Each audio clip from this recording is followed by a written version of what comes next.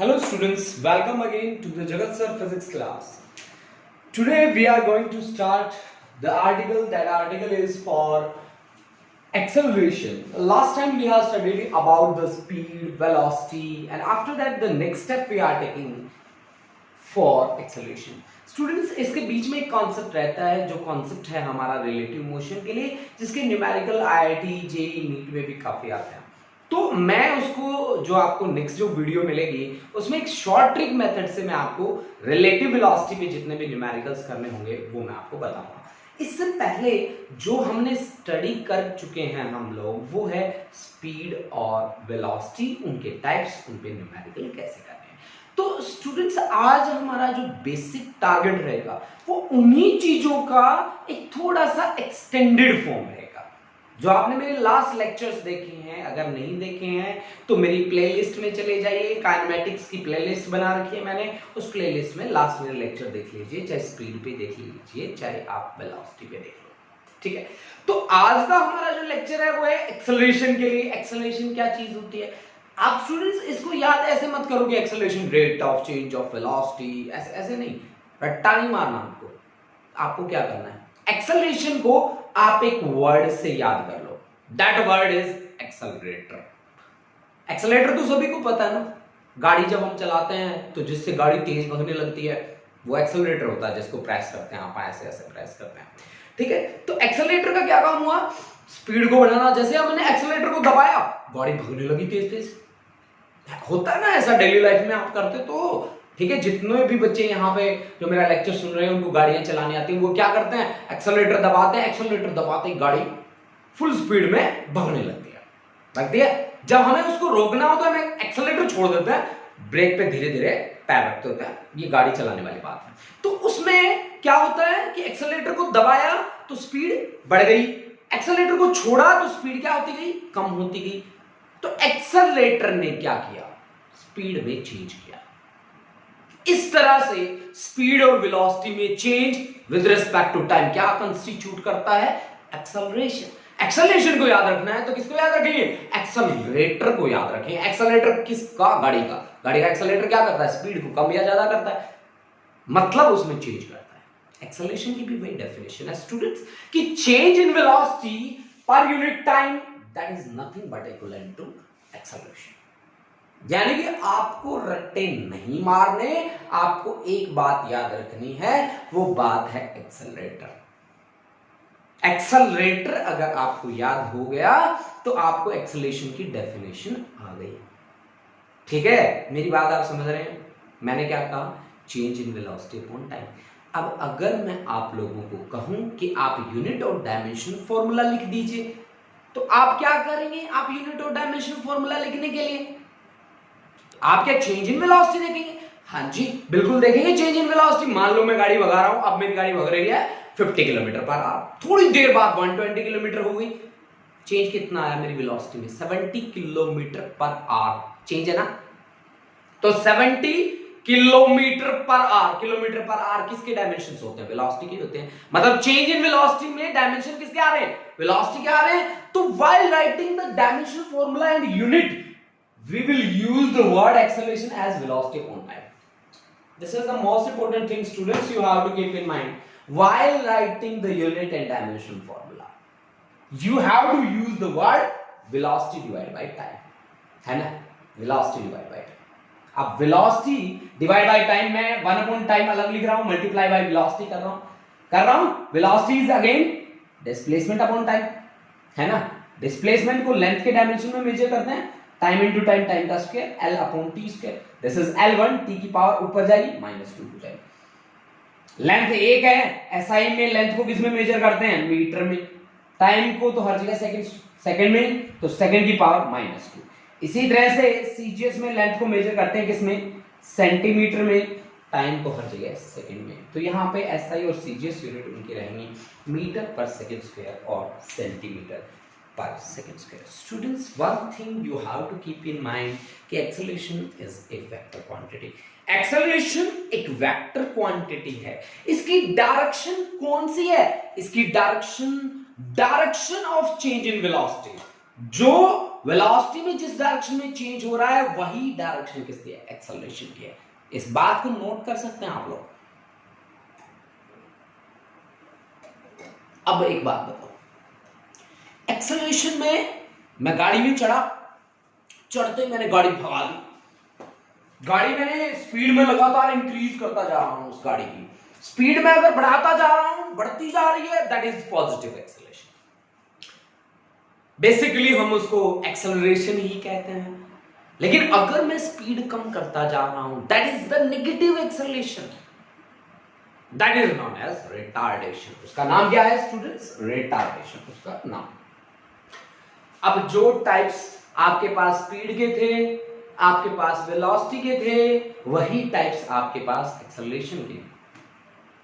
ठीक है, एक्सेलरेशन के टाइप्स हैं यूनिफॉर्म, वेरिएबल, एवरेज और इंस्टेंटेनियस। जैसा काम आपने वहां किया था ना, उसकी कॉपी मार लो, कट कॉपी पेस्ट वाला काम सुना होगा आपने, सुना है ना। आज मैं अप्लाई करके दिखाऊंगा आपको, पूरा कट कॉपी एंड पेस्ट। ठीक है जी, हम कट कॉपी और पेस्ट वाला काम करते हैं। हम इस एक ग्राउंड पे चल रहे हैं, ऐसे एक हाईवे, नेशनल हाईवे पे चल रहा हूं मैं। पिछली बार मेरा कौन सा था, NH10, अब मैं ले रहा हूं नेशनल हाईवे नंबर 72। मुझे नहीं पता ये कहां से निकलता है, ठीक है, लेकिन मैंने ले लिया और मैंने ले ली एक लग्जूरियस कार। अब ये मेरी एक लग्जूरियस कार है, बड़ी लग्जरी कार है भाई। वैसे तो लॉकडाउन है, नहीं चल रही गाड़ी वाड़ी, लेकिन फिर भी मैं तो चला रहा हूं अपनी गाड़ी। ठीक है, तो आप भी चलाइए अपनी गाड़ी, जरूर चलाइए। यहां पे मान लीजिए मेरे पास हो चुका है 3:05, पता नहीं मैं इस टाइम को इतना क्यों पसंद करता हूं, 3:05 PM। ठीक है, और जब मैंने देखा 3:05 पे मेरा था 70 किलोमीटर पर आवर। ठीक है, 3:10 पे मेरी गाड़ी हो गई जी 5 मिनट के बाद 80 किलोमीटर पर आवर। ठीक है, नेक्स्ट 5 मिनट 3:15 पे मेरी गाड़ी हो गई जी 90 किलोमीटर पर आवर। ठीक है ना, और 3:20 पे हो गई जी मेरी गाड़ी कितनी, 100 किलोमीटर पर आवर। देखिए जी, मैं यहां पे क्या काम कर रहा हूं, मेरे पास 5-5 मिनट का इंटरवल लिया मैंने, 5-5 मिनट्स का, और 5-5 मिनट में मैंने 10-10 किलोमीटर पर आवर मैंने बढ़ाया है। यानी कि ये बात कहां होनी चाहिए, there is a uniformity. Students, जहां पे यूनिफॉर्म का मतलब होता है ना, यूनिफॉर्म का क्या मतलब होता है, एक जैसा, एक जैसा। समझ रहे हैं आप लोग मेरी बात को, एक जैसा यूनिफॉर्म। आप स्कूल में पहन के जाते हैं ना यूनिफॉर्म, वो यूनिफॉर्म क्या होता है, एक जैसा ड्रेसअप सभी का। इसी का मतलब यही होता होगा, हाँ जी यही होता है, बिल्कुल होता है। तो यानी यहाँ पे 5-5 मिनट के इंटरवल में 10-10 किलोमीटर पर आवर की स्पीड बढ़ रही है, that is this is uniform acceleration. यानी कि सबसे पहली जो मेरी बात है यहाँ पे, that is for uniform acceleration. In equal interval of time, equal change in velocity is nothing but equivalent to, किसके इक्विवेलेंट है, यूनिफॉर्म एक्सेलरेशन के इक्विवेलेंट है। मैंने क्या कहा, uniform acceleration in equal interval of time, equal change in velocity, that's the uniform acceleration. मेरी बात को दोबारा ध्यान से सुन लीजिए। मैंने यूनिफॉर्म एक्सेलरेशन के लिए बात करी है, यूनिफॉर्म एक्सेलरेशन, मैंने कहा है बच्चा पार्टी, वो तुम भी सुनो जो मैंने कहा है, इन इक्वल इंटरवल ऑफ टाइम,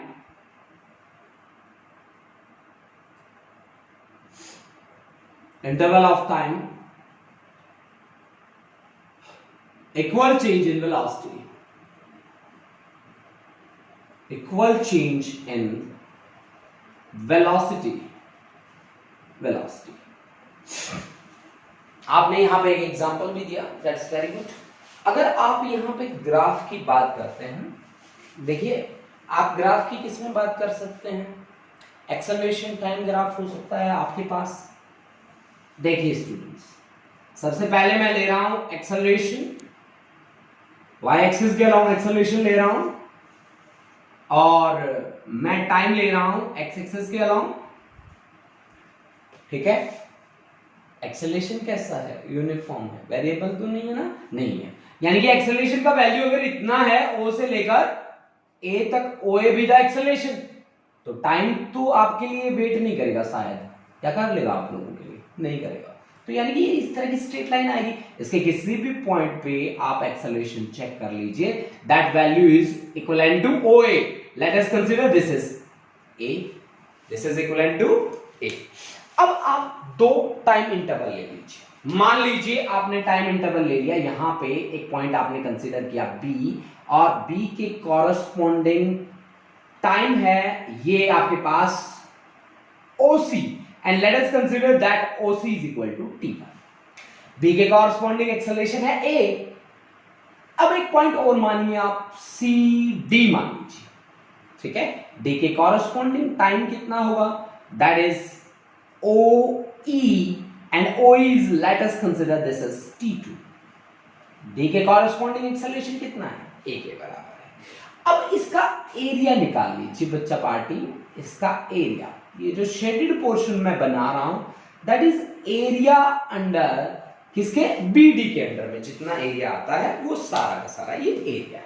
अब इसका एरिया आप निकालिए, तो एरिया BCED रेक्टेंगल है आपके पास, दिख रही है आपको रेक्टेंगल। रेक्टेंगल का एरिया क्या होता है, लेंथ इनटू ब्रेथ, यानी कि BC मल्टीप्लाइड बाई CE। अब BC किसके इक्वल है, BC is equal to OA and CE, तो CE है भाई, CE को लिख देता हूं मैं OE माइनस OC, लिख सकता हूं ना मैं, बिल्कुल लिख सकता हूं। OA किसके इक्वल है, OA तो आपका एक्सेलरेशन के इक्वल है, A के बराबर है, acceleration multiplied by CE, this is time T2 minus T1, T2 minus T1, T2 minus T1। Acceleration क्या होता है बच्चा पार्टी, एक्सेलरेशन होता है change in velocity upon time, यानी कि टाइम से टाइम की डायमेंशन अगर कैंसिल हो जाए, आपने क्या कहा मेरे को कि acceleration is velocity upon time के डायमेंशंस होते हैं इसके, तो यानी कि velocity is equal to acceleration into time, है ना।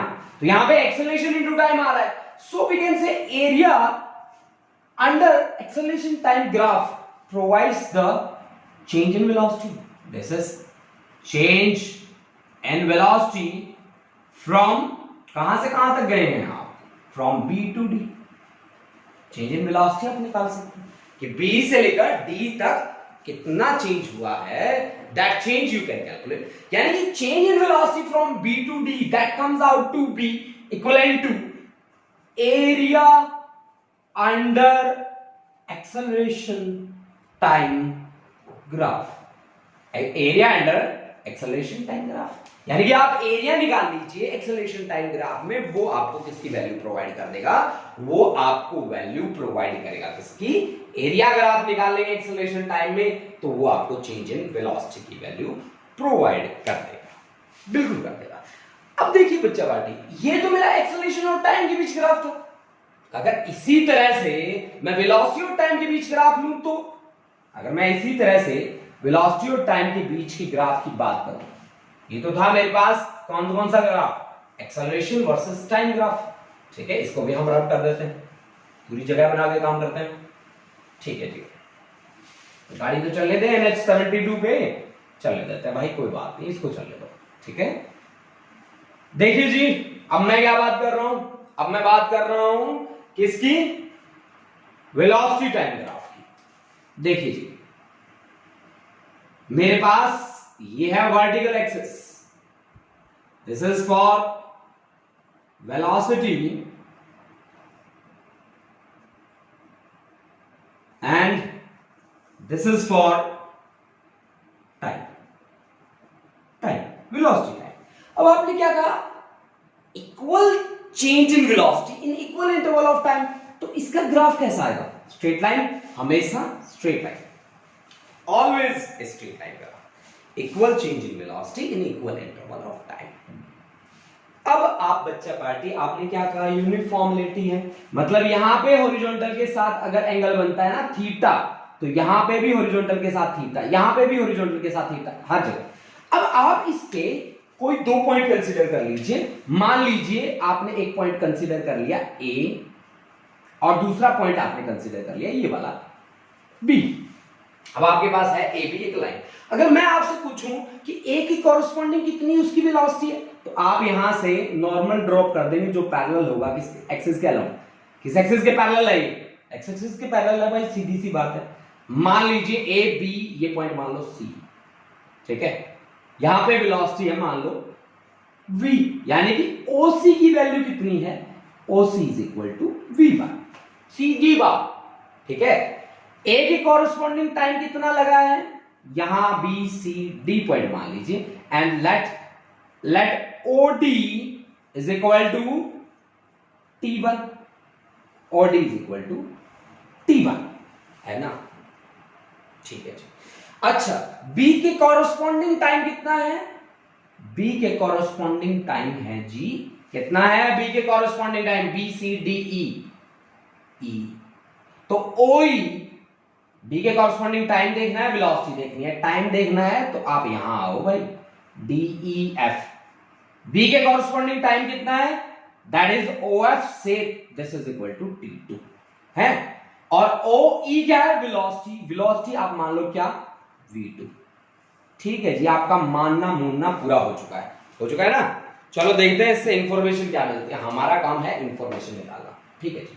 OE की कॉरेस्पॉन्डिंग वेलोसिटी आपने ली है जी V2, लिया है, और इसके कॉरेस्पॉन्डिंग आपने टाइम लिया है जी T2, लिया है, ठीक है जी, लिया है। अब यहां से एक नॉर्मल ड्रॉप कर दीजिए, आपने n नॉर्मल लिख दिया इसको, ये एंगल आपका ये थीटा है, तो ये भी कितना है, थीटा है। अब student, in triangle ABN, triangle ABN, सबसे पहले आप निकालिए tangent, tan theta. tan theta का क्या मतलब है, स्लोप ऑफ लाइन। कौन सी लाइन ली आपने, AB ली, अब तक तो मैंने AB। टेंजेंट थीटा होता क्या है, परपेंडिकुलर अपॉन क्या, बेस। परपेंडिकुलर है क्या, दिस इज BN, बेस है क्या, this is AN, BN upon AN। मेरी बात आप समझ पा रहे हैं, बिल्कुल समझ पा रहे हैं, ठीक है। टेंजेंट थीटा मैंने बच्चों निकाल दिया ना। अब थोड़ा आगे पीछे सॉल्व कर लो, रिजल्ट बड़ा ही तगड़ा आएगा, ठीक है। आप देखना धमाकेदार रिजल्ट आएगा आपके पास, ठीक है स्टूडेंट्स। आप देखते जाओ मेरे साथ साथ, ऐसे रिजल्ट्स बना के दूंगा आप लोगों को, जिंदगी भर नहीं भूलोगे आप, बिलीव मी स्टूडेंट। एक बार मेरे साथ वर्क कर लो आप, अगर आप इस कॉन्सेप्ट को कभी भूल जाओ तो मुझे कह देना, ठीक है।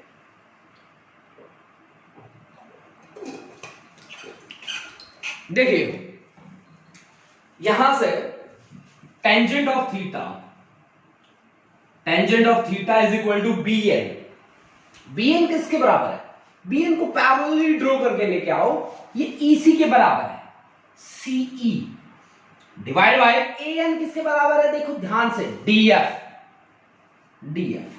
CE को मैं कैसे लिख सकता हूं, CE, this is OE minus OC, यानी कि OE minus OC divide by DF is OF minus OD। अब OE की वैल्यू कितनी है जी, OE की वैल्यू है जी V2, OC की वैल्यू कितनी है जी V1, OF की वैल्यू कितनी है जी T2, और OD की वैल्यू कितनी है जी T1। V2 minus V1, that is change in velocity upon time, change in velocity upon time, this is nothing but equal to acceleration। यानी कि acceleration is equal to tan theta, that is slope of line AB, slope of line।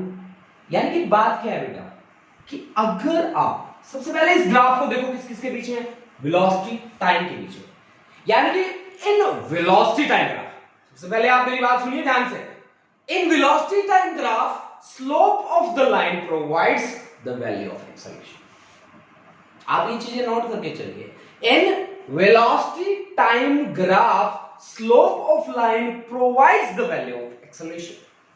मान लो आपको कह रखा हो uniformly accelerate कर रहे हैं जी हम, थीटा आपको दिया है 30 डिग्री, ठीक है, थीटा आपको 30 डिग्री दे रखा है वेलोसिटी टाइम ग्राफ में, और आपसे सीधा सीधा पूछ ले कि एक्सेलरेशन बताओ कितना होगा, तो आपको कुछ नहीं करना, a is equal to 10 30 degree लिखना है बस, और लिखते ही आपके पास आंसर है sin 30 divide by cos 30। sin 30 की वैल्यू कितनी होती है भाई, sin 30 30 1/2 divide by under root 3/2, 2 से 2 मिल गया 1/√3। हाँ जी, ये है 1/√3 आपके पास सीधा आंसर। एक्सेलरेशन की यूनिट क्या होती है, मीटर पर सेकंड स्क्वायर, बस इतनी सी बात। अरे दैट्स वेरी गुड यार। अब आप एक चीज देखो, अब स्लोप आपका पॉजिटिव हो सकता है, नेगेटिव हो सकता है, जीरो भी हो सकता है। अगर स्लोप पॉजिटिव नेगेटिव जीरो हुआ तो एक्सेलरेशन भी पॉजिटिव नेगेटिव और जीरो हो सकता है। एक्सेलरेशन पॉजिटिव कब होगा, if theta is less than 90 degree, acceleration हमेशा पॉजिटिव रहेगा। Acceleration is negative if theta is greater than 90 degree. Acceleration is zero if theta is 0 degree. Students angle draw करके देख लो, स्लोप ड्रॉ करके देख लो, आपको क्या मिल जाएगा, एक्सेलरेशन की वैल्यू मिल जाएगी। यानी कि अगर मान लो मेरे को, मैं ऐसे ग्राफ में बड़ी बातें करता होता हूं, ऐसे ऐसे ऐसे ऐसे ग्राफ दे रखे, आपसे सीधा सीधा पूछे कि एक्सेलरेशन कहां पे जीरो है। अगर ये ग्राफ है आपका वेलोसिटी और टाइम के बीच, अगर ये ग्राफ आपका वेलोसिटी और टाइम के बीच है, अगर आपसे पूछा जाए कि एक्सेलरेशन कहां जीरो है, तो चोटी पे आ जाओ और यहां पे नॉर्मल ड्रॉप कर दो। ये हॉरिजॉन्टल के साथ एंगल कितना बना रहा है, जीरो, तो थीटा यहां पे कितना है, 0 डिग्री, तो एक्सेलरेशन क्या है, जीरो है। स्टूडेंट्स इस तरह से आप स्लोप को चेक करके कि यहां पे theta greater than 90 less than 90 है या कितना उसका जीरो वैल्यू है, इसके अनुसार आप ये डिसाइड कर सकते हैं कि एक्सेलरेशन पॉजिटिव है, नेगेटिव है कि जीरो है। क्या जीरो है। देखो बच्चों, अब तक मैं जितनी भी बातें कर रहा हूं यहां पे, वो सारे के सारे लास्ट मेरे जो लेक्चर्स रहे हैं, मैं उनको कॉपी कर रहा हूं, कट कॉपी एंड पेस्ट, मैं यही काम कर रहा हूं। आप इसका स्क्रीनशॉट ले लीजिए, उसके बाद मैं वेरिएबल पे, एवरेज पे, इंस्टेंटेनियस पे काम करके आप लोगों को बताऊंगा कि आपको काम कैसे करना है। ठीक है, चलो हम स्टार्ट करते हैं। मैं वेरिएबल की डेफिनेशन मैं बहुत बार लिखवा चुका हूं, अब मैं आपको बोल रहा हूं, आप नोट कर लीजिए, तब तक मैं बोर्ड को भी रब कर लूंगा। वेरिएबल एक्सेलरेशन का मतलब होता है in a given interval of time या in equal interval of time there will be unequal changes in velocity. There will be unequal changes in velocity. There will be unequal changes in velocity. मेरी बात को दोबारा ध्यान से सुन लें। मैंने कहा वेरिएबल कौन है, जिसकी वैल्यू चेंज होती है फिक्स इंटरवल ऑफ टाइम में, किस रेट से, अनइक्वल रेट से, अनइक्वल रेट से। अब स्टूडेंट्स मैं एक बात बड़ी तरीके की बता देता हूं आपको। आपने मेरे को क्या बताया है, आपने मेरे को बताया है कि एक्सेलरेशन जो है वो change in velocity upon time के बराबर है। अब मैं एक ग्राफ ले रहा हूं स्टूडेंट्स, मैं इस तरह का ग्राफ ले रहा हूं। मैं बात अब इस ग्राफ से अपनी बात को एवरेज एक्सेलरेशन पे लेके चला जाऊंगा। ऐसा मेरे पास एक ग्राफ मेरे को दे रखा है जो लीनियर नहीं है। देखिए आप, लीनियर नहीं है ये ग्राफ जो मैंने आपको दिया है, और ये ग्राफ मैं वेलोसिटी और टाइम के बीच ले रहा हूं। वेलोसिटी, मैंने इस एक्सिस को वेलोसिटी एक्सिस रखा है और इस एक्सिस को मैंने टाइम एक्सिस रखा है, बिल्कुल रखा है। अब 2 पॉइंट मैं यहां पे कंसीडर कर लेता हूं जो लगभग मेरे स्ट्रेट लाइन बन जाएं। एक पॉइंट मैंने ये यहां से स्ट्रेट लाइन मैंने ड्रॉ कर दी, हालांकि एक पॉइंट है मेरा ए, एक पॉइंट है मेरा बी, ठीक है जी। और मैं ए और बी के कॉरस्पॉन्डिंग टाइम और वेलोसिटी चेक कर रहा हूं। ए बी, ये है मेरा सी ऑरिजिन, और C is equal to velocity v1, और इसके corresponding time D O D, that is equal to time t1, और b की कॉरस्पॉन्डिंग मेरा जो टाइम है, b के कॉरस्पॉन्डिंग मेरा जो टाइम है और वेलोसिटी है, उनको भी मैं लिख रहा हूं। ठीक है जी। अब मैं यहां पे पॉइंट ले लिया मैंने e, और o इज इक्वल टू मैंने लिया है t2, और इसके कॉरस्पॉन्डिंग o से लेकर f तक मैंने वेलोसिटी ली है v2, और यहां से मैं नॉर्मल ड्रॉप कर रहा हूं और इस एंगल को मैं मान रहा हूं कितना, अल्फा। अल्फा मैं मान रहा हूं बच्चों, ठीक है, अल्फा मैं मान रहा हूं। और मैं ए बी को क्या मान रहा हूं, मेरे पास जो ए बी जो लाइन है उसको मैं मान रहा हूं स्मॉल। स्मॉल अगर मैं मान रहा हूं और मेरे को इसका स्लोप निकालने को कहा जाए कि slope of A B is equal to slope of A B that's equivalent to tan alpha, and tan is nothing but this is the normal n, tangent is perpendicular bn upon base, that is an, and that bn is equal to cf and base an is equal to de, and that cf is equal to of minus oc divided by de is oe minus od, OE minus OD. What is the value of OF students? देखो ध्यान से देखो, OF क्या है, V2 है, OC क्या है बच्चा पार्टी, V1, OE कितना है जी, T2 माइनस T1। अब आपको ही पता है कि change in velocity upon time क्या होता है, change in velocity upon time क्या होता है, सीधी सी बात है, एक्सेलरेशन होता है, दिस इज एक्सेलरेशन, यानी कि एक्सेलरेशन किसके बराबर आया है, टेंजेंट अल्फा के बराबर। अब आपने एक बात ध्यान नहीं करी, नोटिस नहीं करी, ये वेलोसिटी में जो चेंज है वो स्मॉल होगा, और स्मॉल चेंज को मैं लिखता हूं किससे, डेल्टा वी से, और टाइम भी स्मॉल मैंने, क्योंकि इंटरवल मैंने स्मॉल लिया है, so that's the delta T. यानी कि इसको हम किस में लेके आते हैं, इसको हमेशा हम एवरेज में लेके आते हैं, this is average acceleration, A average, ठीक है, एवरेज एक्सेलरेशन इसको बोलते होता है, इसको ऐसे ऐसे आप ले लीजिए, एवरेज एक्सेलरेशन। यानी कि दो टाइम इंटरवल आपको दिए गए हैं जो मेजरेबल हैं, जिनको आप मेजर कर सकते हो, दो टाइम इंटरवल हैं आपके पास, मेजरेबल टाइम इंटरवल हैं, तो फिर आप वहां पे जो बात करेंगे वो बात आपकी एवरेज रहेगी। भाई आपके पास एक पोजीशन 1 है, एक पोजीशन 2 है, और दोनों की दोनों मेजरेबल चेंजेस आ रहे हैं, तो एवरेज आएगा आपके पास, ठीक है। यहां पे एक्सेलरेशन कैसा रहेगा, एवरेज रहेगा। मैं दोबारा से सही लिख देता हूं। अब स्टूडेंट्स, अगर पोजीशन यही कंडीशन में थोड़ी सी घुमा दूं इसको, मैं घुमा कैसे सकता हूं कि भाई ये जो है ये बिल्कुल नजदीक लाई करते हैं, मान लो यहां और यहां, तो दोनों के बीच सेपरेशन ना के बराबर है, मतलब यहां पे टाइम भी ना के बराबर ही लगेगा।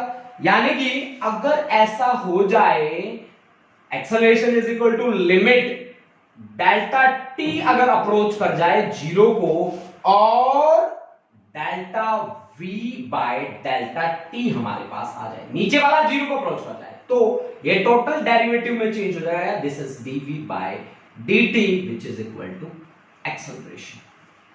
ये जो एक्सेलरेशन आया है, that acceleration is instantaneous, that is instantaneous acceleration, that is equal to dv by dt, that is equal to dv by dt, that is equivalent to dv by dt। dv by dt का मतलब क्या है, मैं बात किसकी कर रहा हूं, मैं बात कर रहा हूं इंस्टेंटेनियस की।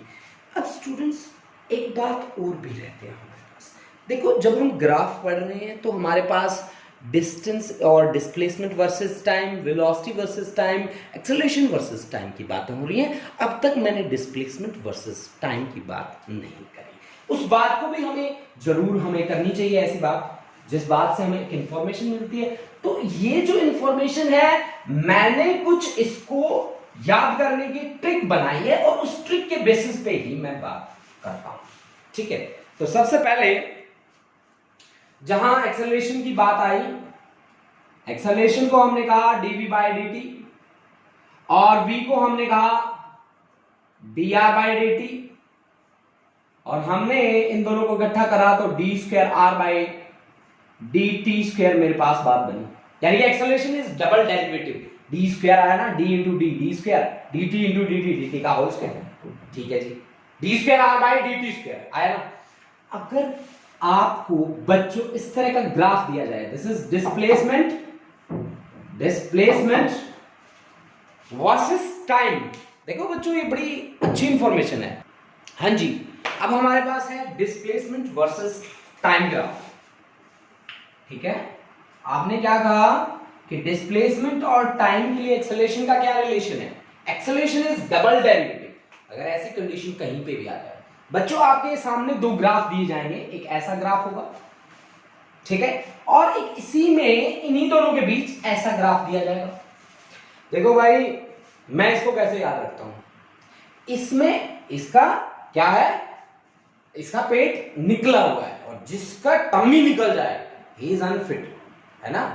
तो यानी कि इसका टम्मी निकला हुआ है, अनफिट है, रोगी है, रोगी है तो नेगेटिव है, नेगेटिव है, यहां पे एक्सेलरेशन आपका क्या रहेगा, नेगेटिव रहेगा इस तरह के ग्राफ के लिए। और ये फिट है, सुकड़ा सा बेचारा, ठीक है, तो वो फिट है तो एक्सेलरेशन उसके दिमाग में पॉजिटिव है, तो एक्सेलरेशन यहां पे क्या रहेगा, पॉजिटिव रहेगा। अगर इस तरह के ग्राफ्स आपके सामने आ जाए स्टूडेंट्स, तो आप कुछ इस तरह से परफॉर्म कर सकते हैं। स्टूडेंट्स, इसके बाद हम बात करेंगे रिलेटिव वेलोसिटी पे। Thank you students, have a nice day.